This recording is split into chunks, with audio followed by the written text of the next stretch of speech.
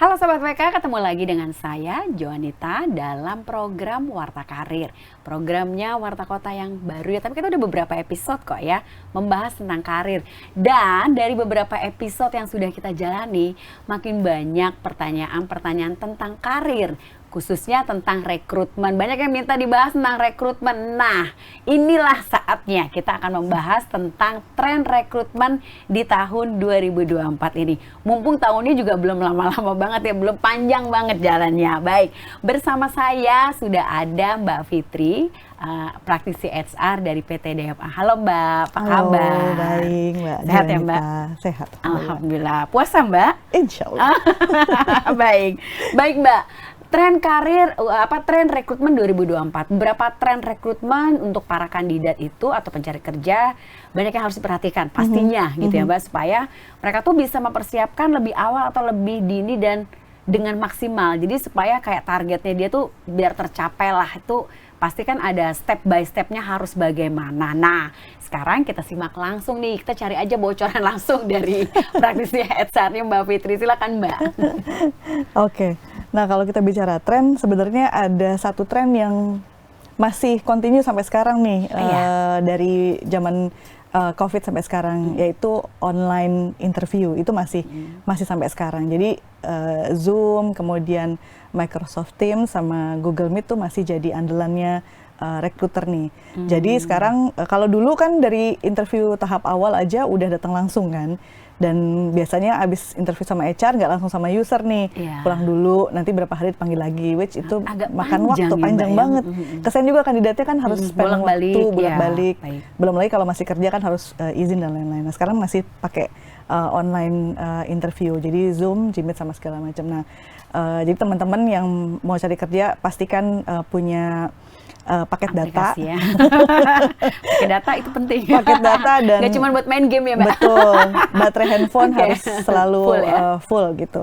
Itu terus kemudian tapi dari kami sebenarnya setelah menjalani proses online interview ini bertahun-tahun gitu ya, ada satu hal yang menurut kita tetap nggak bisa tergantikan sama offline interview. Jadi tetap kalau misalnya ada betul ada 3 tahapan interview, paling nggak ada satu yang kita ketemu langsung gitu, karena yang namanya body language dan lain sebagainya itu sesuatu yang bentar minum aduh maaf ya Mbak, nggak apa-apa, lagian yang di streaming cuma gue. Kenapa? Sama ininya agak di sebelah Mbak, nggak balance. Aku tadi ngintip dari samping. Apanya? Ini Mbak, aku tunjukin deh. Kerah. Ininya nih. Nah. Oh, ketarik. Gitu kah? Ya. Oke. Lanjut aja ya Mas. Tadi udah sampai mana? Oke. Iya, sampai offline interview. Sampai offline interview. Ya. Lanjut. 3, 2, 1. Ya, jadi dari beberapa tahapan interview pasti ada satu kali kita harus ketemu langsung nih, face to face gitu.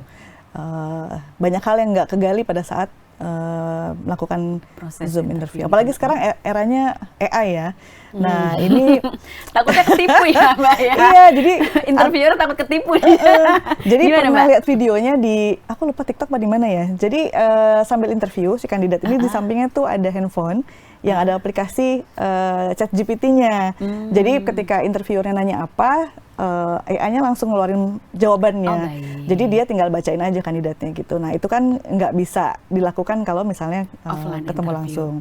Itu yang pertama. Yang kedua kemudian terkait sama CV nih. Mungkin kalau yang namanya ATS friendly CV itu udah sebenarnya udah dari beberapa tahun yang lalu sih. Jadi ATS ini adalah applikan tracking system gitu yang dipunyai sama perusahaan-perusahaan untuk bantu mereka screening CV. Jadi kalau dari ribuan CV yang masuk, kan kalau rekruter harus ngeliatin satu-satu kan capek gitu. Jadi mereka punya aplikasi yang bisa screening CV secara otomatis gitu. Sesuai jadi dengan yang dibutuhkan. Gitu betul. Ya, Mbak, ya? Jadi teman-teman yang mau apply pekerjaan, pastikan CV-nya sudah ATS friendly. Nah, itu banyaklah dicari di googling aja atau nanti cari di YouTube ATS CV itu kayak apa sih. Yang pasti CV-nya udah nggak kayak dulu, nggak banyak biodata yang harus diisi, tempat tanggal lahir lah, alamat lah, anak keberapa segala macam. Tapi langsung to the point, kita maunya berkarir di mana, experience-nya apa, edukasinya apa, tujuan karirnya apa gitu. Itu ATS friendly. Jadi bener-bener yang langsung nggak pakai embel-embel background-nya terlalu panjang gitu Betul, ya Mbak? Ya? betul. Oke. Jadi kalaupun background cuma cukup nama lengkap, kemudian alamat email. Yang penting kontak number sama apapun lah ya, channel yang bisa mengkontak kandidat itu harus ada. Alamat email, nomor handphone. Kalau misalnya memang nggak keberatan sama di-share LinkedIn profile-nya, LinkedIn profile. Jadi teman-teman generasi Z yang belum punya LinkedIn, LinkedIn itu jadi penting gitu. Nggak cuma buat berkarir di perusahaan, tapi ketika nanti punya usaha juga itu jadi penting. Itu bagian apa namanya channel buat promosi juga gitu. Jadi ibaratnya kalau perempuan kayak lipstiknya gitu ya Mbak? Gitu ya Mbak, bener ya? ketahuan suka dandan karena analoginya make up. Gitu. Terus CV yang ATS friendly itu nggak banyak gambar, nggak banyak warna, nggak banyak grafik, nggak banyak tabel. Jadi karena itu nggak akan gampang kebaca sama aplikasinya. Jadi pastikan itu minim gitu ya. Jangan jadi terlalu benar banyak. si interviewer itu real ya, tahu bisa ngebaca orang ini seperti apa gitu ya Mbak ya. Baik. Nanti aplikasinya akan baca algoritmanya gitu. Baik. Pernah nggak sih Mbak, ini ada yang kepo nih. Jadi ada pertanyaan nih, kita kan juga riset kecil-kecilan ke sejumlah orang. Ini agak banyak Mbak, kebetulan agak banyak. Karena memang banyak banget yang perlu cara bikin CV yang benar itu bagaimana gitu kan. Nah, tapi mereka juga kepengen tahu. Jadi keponya mereka itu pernah nggak sih Mbak ketika seorang interviewer itu, kadang kan kalau misalnya ada jam-jam orang yang merasa bad mood gitu loh. Jadi akhirnya ketika pertemuan pertama tuh pakai Zoom atau Google Meet, mereka pakai aplikasi yang makeup atau apa gitu, makanya tampilnya tetap fresh. Nah, pernah ketemu orang-orang yang kayak kok ketika interview by Zoom tampilnya seperti ini, tapi ketika offline kok gini gitu, pernah nggak sih Mbak? Itu banyak loh. Jadi maksudnya kalau misalnya ketemu dan interviewer shock, harus seperti apa sih? Apakah tetap boleh dipakai aplikasi-aplikasi itu? Gimana menurut Mbak? Oke. Ini pengalaman real yang saya alami beneran. Oke, baik. Jadi waktu itu saya ada interview satu posisi gitu ya. Posisinya kebetulan agak sulit karena nggak banyak orang lah yang punya expertise di situ gitu. Jadi kita interview by Zoom, waktu itu masih COVID deh kalau nggak salah. Boleh spill nggak sih Mbak posisinya apa? Siapa tahu kan ada yang pengen menggeluti gitu. Tapi nggak apa-apa nanti Mbak. Kemudian? Di area finance sih, di area baik. finance gitu. Jadi kita interview by Zoom, saya interview, usernya interview. Oke banget karena orang ini menguasai banget bidang itu dan sesuai lah sama yang kita butuhin gitu. Ini yang gue cari gitu ya Mbak ya? Ini yang dicari ini gitu, pasti bisa bantu kita buat solve kita punya problem. Nah, datanglah waktunya dia harus tanda tangan kontrak gitu. Itu kan harus datang langsung karena kita nggak mau kirim soft copy karena biasanya ini bukan trik ya, saya bukan nyaranin, tapi banyak yang menggunakan offering letter atau kontrak itu buat kemudian disampaikan ke HR di perusahaannya sekarang supaya ditahan dan dinaikin gajinya gitu. Ada yang kayak gitu. Nah, dia datang tanda tangan kontrak, saya kaget banget karena tidak sesuai dengan tampilan di Zoom gitu ya Mbak? Karena di Zoom kan cuma segini aja gitu kan. Maksimal dia setengah badan ya Mbak iya, ya? Jadi sementara pas dia datang itu agak berbeda sekali berbeda banget dan itu buat kita mengejutkan sekali gitu. Tapi kalau saya terus terang nggak terlalu masalah nggak sih Mbak kalau misalnya ada yang pakai? Kalau saya nggak masalah karena memang sebagai rekruter kita hanya cari expertise-nya aja. Cuma kemudian reaksi orang-orang di sekitar yang kemudian loh kok gini? Gitu kan sih Mbak? Oke, baik. Nah, sejak itu terus kemudian akhirnya jadi diputuskanlah bahwa interview by Zoom-nya di awal aja dengan HR aja. Begitu interview berikutnya harus datang. Nah, sebetulnya justru sebelum era digital ini saya pernah ngalamin. Jadi waktu itu saya kerja di media lah ya gitu, yang waktu itu kita lagi cari newscaster buat pembawa berita.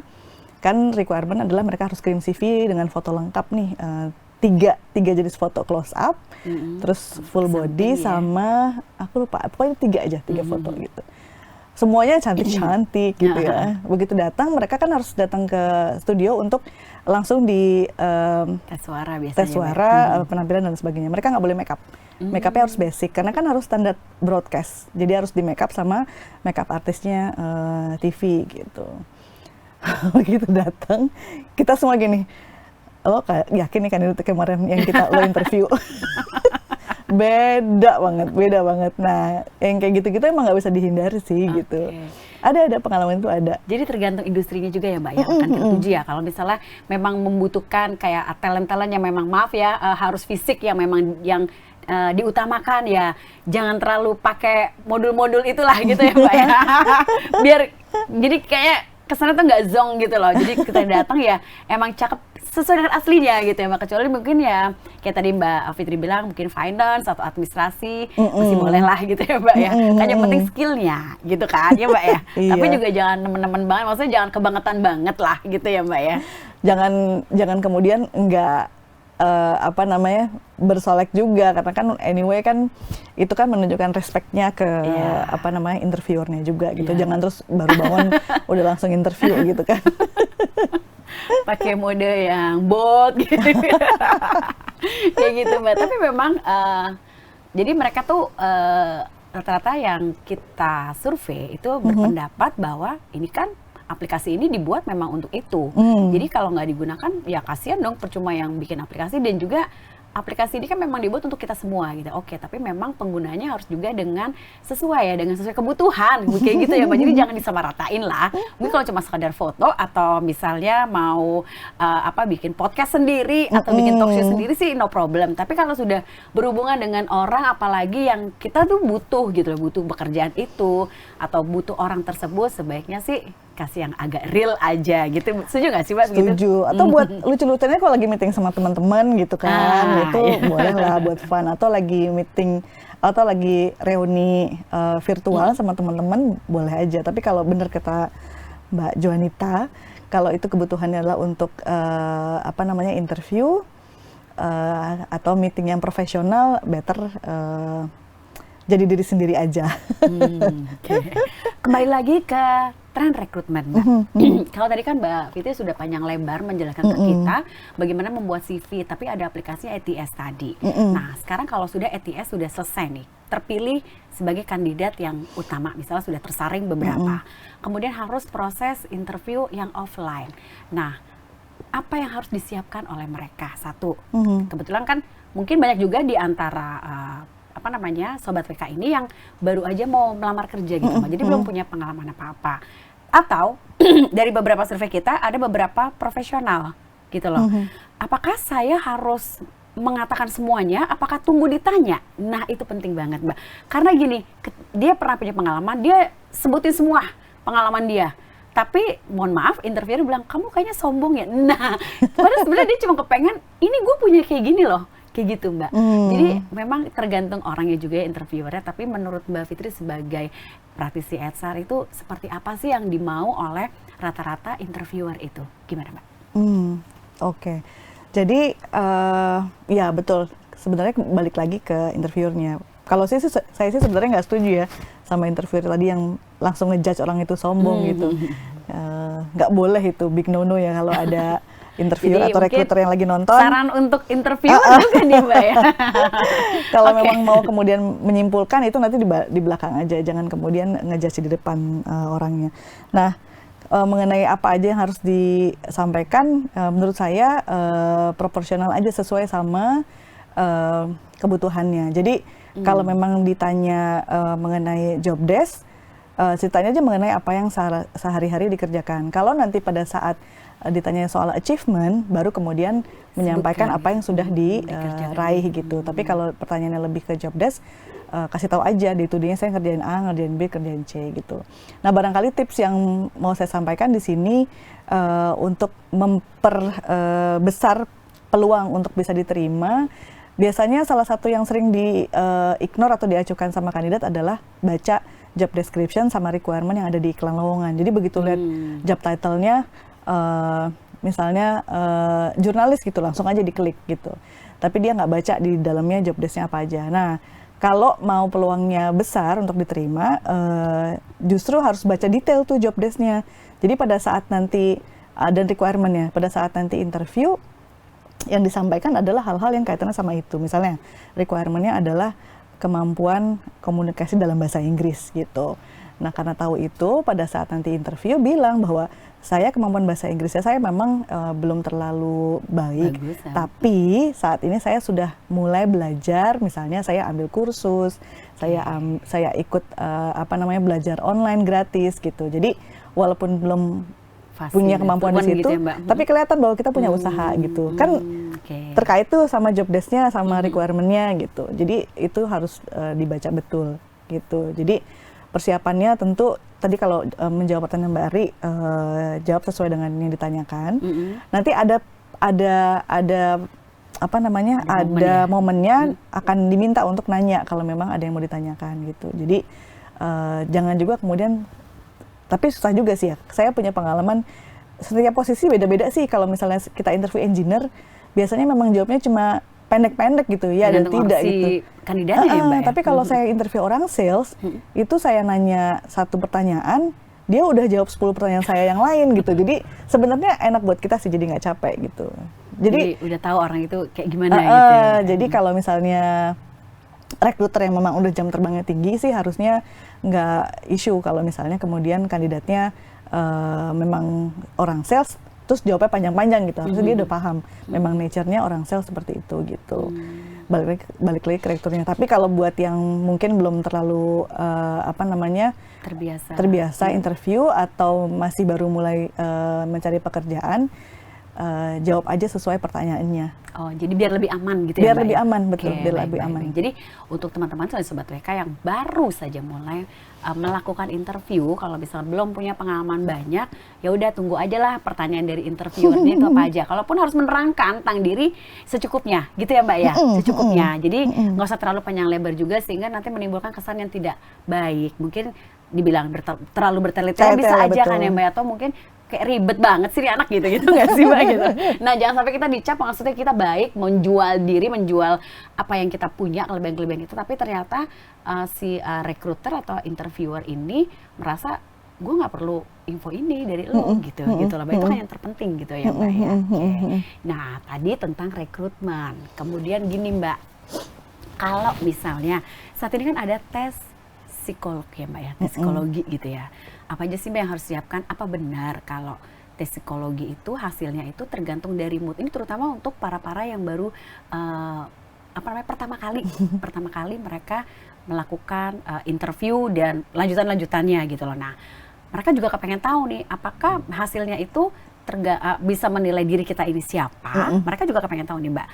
Kemudian tergantung mood kita pada saat itu. Ya udah pasti tegang dong Mbak, pertama kali kan. Nah hasilnya mungkin bisa nggak bagus, atau mungkin interviewer bisa melihat dari yang lain, dari keseluruhan. Menurut Mbak gimana? Oke. Yang pertama kali saya mau sampaikan adalah teman-teman jangan takut sama yang namanya psikotes, jangan jadi momok. Kenapa? Karena psikotes ini bukan mau bikin skor siapa yang lebih bagus, siapa yang lebih pintar gitu ya Mbak ya? Gitu. Nggak gitu berarti ya Mbak ya? Nggak gitu. Jadi psikotes ini adalah mau ngelihat apakah kandidat ini cocok sama kulturnya perusahaan, cocok sama kebutuhannya perusahaan saat itu gitu. Jadi kalau teman-teman ada yang nggak lolos psikotes, bisa aja justru karena overqualified gitu. Jadi misalnya kemampuan komunikasi yang dibutuhin cuma sampai level 2, tapi dari hasil justru udah level 5 nih. Gitu ya? Takutnya perusahaan kalau hire teman-teman jadi nggak maksimal menggunakannya karena kebutuhannya baru sampai level 2 misalnya gitu. Jadi jangan jadiin momok gitu.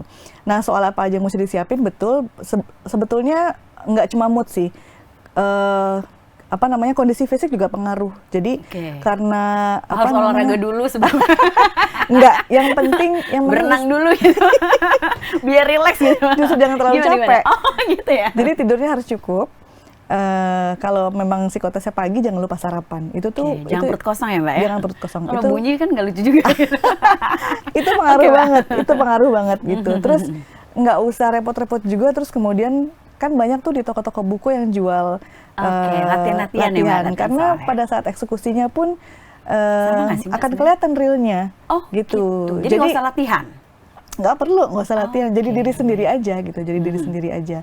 Nah terus apa namanya, jangan juga kemudian beranggapan bahwa lolos nggak lolosnya di proses seleksi itu cuma semata-mata karena psikotes. Jadi kenapa psikotes itu ada dan kenapa psikotes itu banyak banget tesnya, nggak cuma satu gitu. Karena kalau kita cuma pakai satu alat tes, takutnya nggak valid. Makanya kita pakai beberapa itu untuk saling mengkonfirmasi.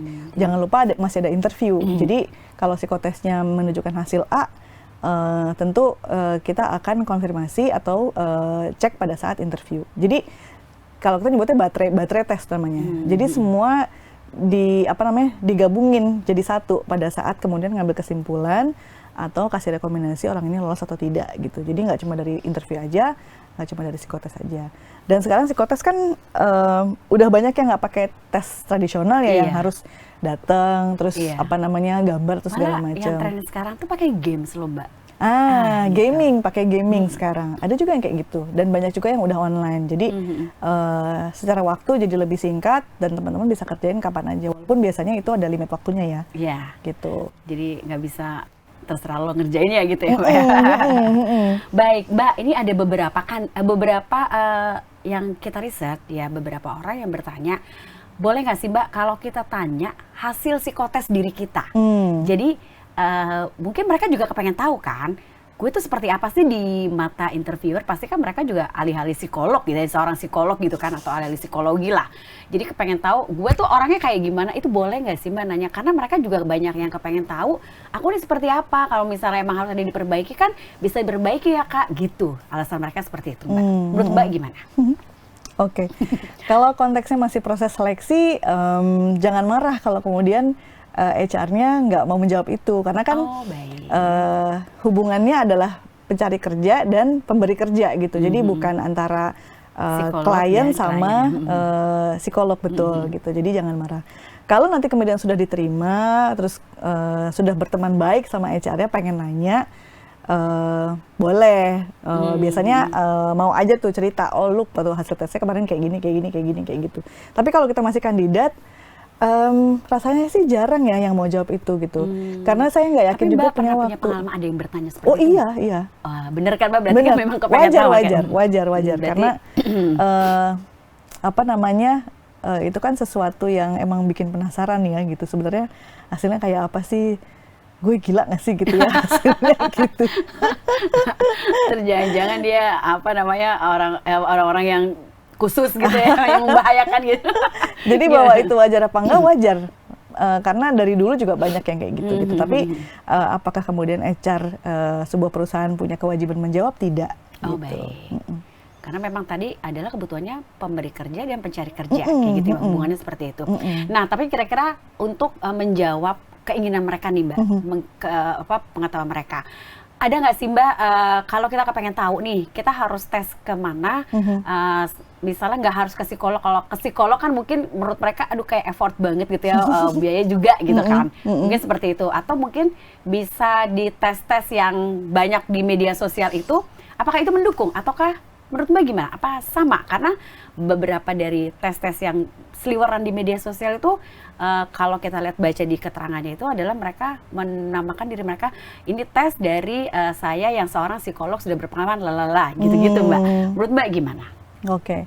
Kalau memang ada tertulis seperti itu, ya boleh dibilang hasilnya ya valid. Cuma biasanya kalau itu udah jadi sebuah aplikasi atau sistem, jawabannya hasilnya akan template. Oh, baik. Jadi dia akan baca pola nih. Kalau misalnya orang yang profilnya, misalnya ada satu tes namanya di SC ya, profilnya D sama I, udah pasti antara Mbak Juanita sama saya, kalau sama-sama D sama I akan keluar hasilnya sama, karena udah template tuh, dia ngebaca itu gitu. Tapi kalau jadi mesin yang baca berarti ya Mbak ya? Jadi nggak akan spesifik orang per orang gitu. Ya, Mbak, ya. Kalau misalnya kita ketemu langsung sama psikolognya di tes, itu pasti akan beda antara Mbak Ari sama saya, karena mereka akan bicara dari background pendidikan, bicara dari background keluarga, pola asuh dan lain sebagainya gitu. Jadi ada konteks-konteks yang ditambahkan di situ gitu. Itu sih bedanya. Tapi kalau cuma sekedar pengen tahu aja di permukaan gitu ya, nggak terlalu dalam, monggo aja. Ada banyak tes online kok sekarang yang yang bisa generate hasilnya langsung. Tapi ya gitu, udah pasti template gitu. Baik. Nah tadi sudah terjawab ya. Jadi kalau misalnya boleh nggak sih nanya boleh, tapi ya harus siap juga untuk tidak dijawab gitu ya. Karena mungkin memang bukan kepentingan dari HR yang kita untuk interview mencari kerja, mereka harus menjawab pertanyaan kita tuh kan bayangnya ribuan orang gitu ya Mbak Ita kalau nanya. Misalnya 10%-nya aja, waduh pusing bisa resign nanti gitu. Kasihan jangan jadi.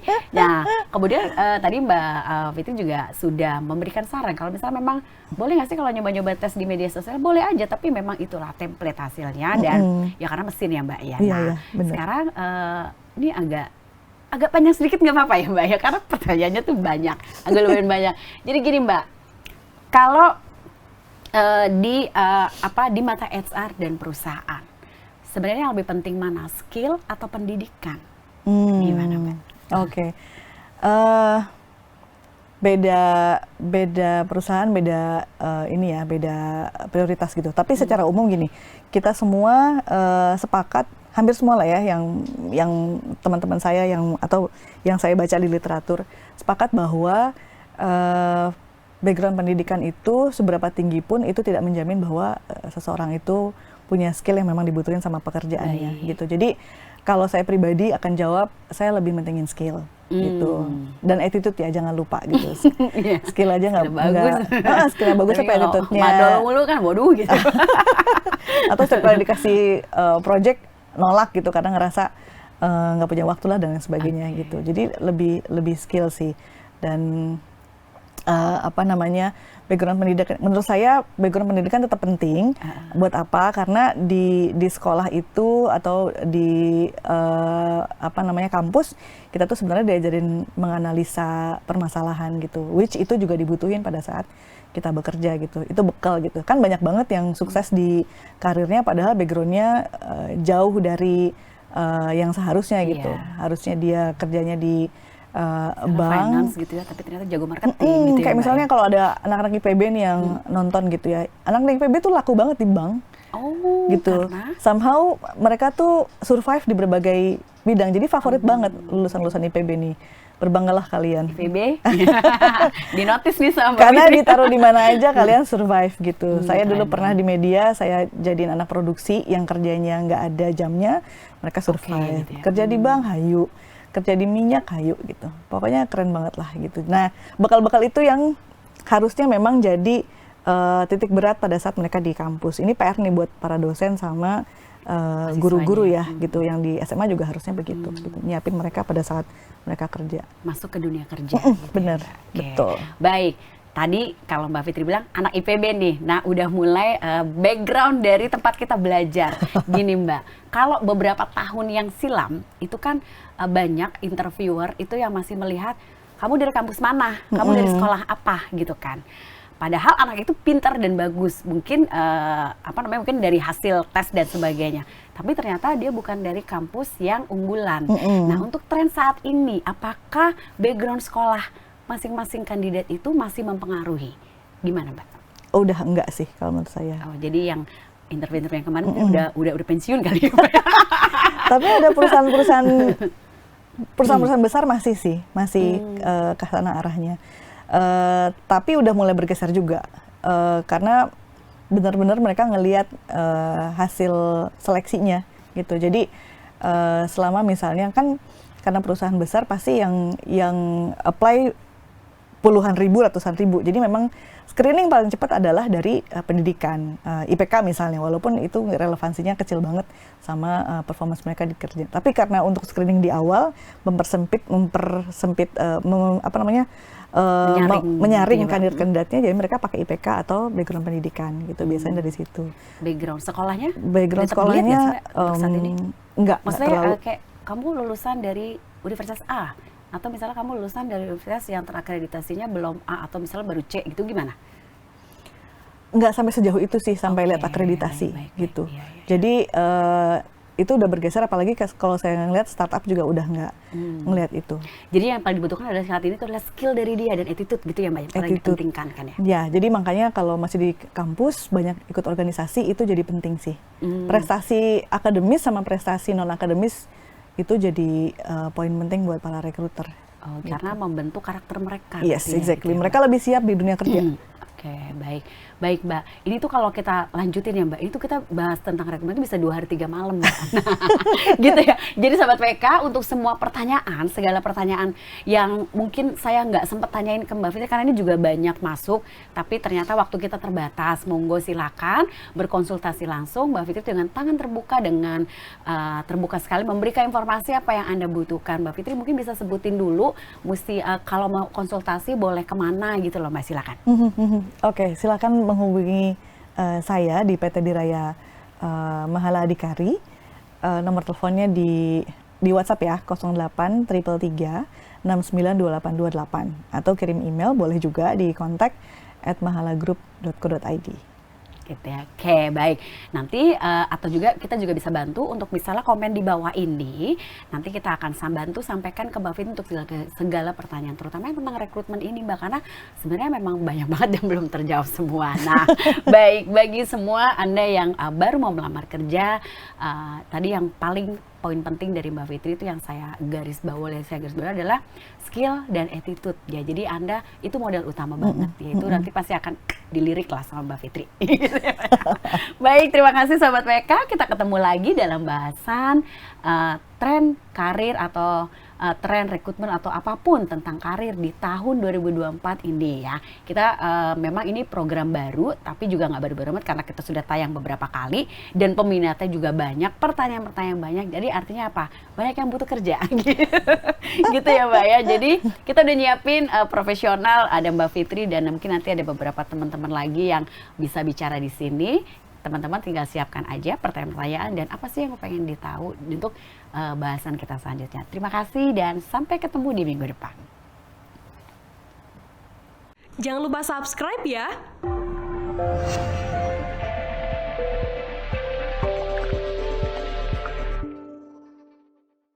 Jangan lupa subscribe ya.